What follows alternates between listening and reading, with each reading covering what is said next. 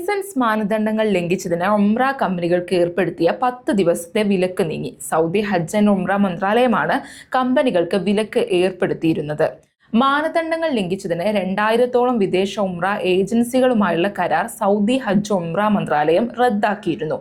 മാനദണ്ഡങ്ങൾ ശരിയാക്കുന്നതിനായി 10 ദിവസത്തെ സാവകാശമാണ് ഉംറ കമ്പനികൾക്ക് അധികൃതർ അനുവദിച്ചിരുന്നത്. ഈ സമയപരിധി പൂർത്തിയായ ശേഷമാണ് കമ്പനികളുടെ വിലക്ക് നീങ്ങിയത്. റമദാനിൽ ഉംറക്ക് പോകാൻ ആഗ്രഹിച്ച നിരവധി പേർ വിസയ്ക്ക് വേണ്ടി അപേക്ഷ നൽകാനിരിക്കെയായിരുന്നു നേരത്തെ പ്രതിസന്ധി ഉടലെടുത്തത്. വിലക്ക് നീക്കിയത് ഇന്ത്യയിൽ നിന്നടക്കമുള്ള ഉംറ തീർത്ഥാടകർക്ക് ഏറെ ഗുണകരമാകും. കടുത്ത മാനദണ്ഡങ്ങളോടെയാണ് ഉംറ അനുമതി വീണ്ടും നൽകുന്നതെന്ന് മക്കയിലെ അബു ഫൈസൽ ഉംറ കമ്പനിയുടെ ഷഹീർ ബിൻ ഖാലിദ് ദ മലയാളം ന്യൂസിനോട് പറഞ്ഞു. ഗ്രൂപ്പിന്റെ കൂടെ വന്ന ഹാജിമാർ എന്നാണ് അവരുടെ ഗ്രൂപ്പ് തിരിച്ചു പോകുന്നത്, ആ ദിവസം തന്നെ സൗദിയിൽ നിന്ന് പുറത്തിറങ്ങേണ്ടതാണ്. അല്ല എങ്കിൽ ഇത് കമ്പനികളിലേക്ക് ഫൈന് അങ്ങനെയുള്ള സംഭവങ്ങൾ ബാധിക്കുന്നുണ്ട്. സൗദിയിലെ പ്രവാസികൾക്ക് വിദേശത്തുള്ളവരെ ഉംറ കർമ്മത്തിന് ആതിഥ്യമരുളാൻ ഇപ്പോൾ അവസരമുണ്ട്.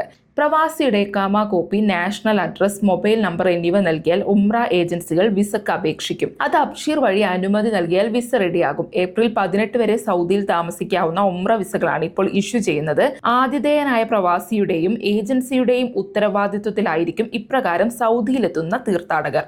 ഓരോ വിസക്കും ഒരു ഉംറ ഓപ്പറേറ്ററും വിദേശ ഉംറ ഏജൻസിയും ഉണ്ടാകും.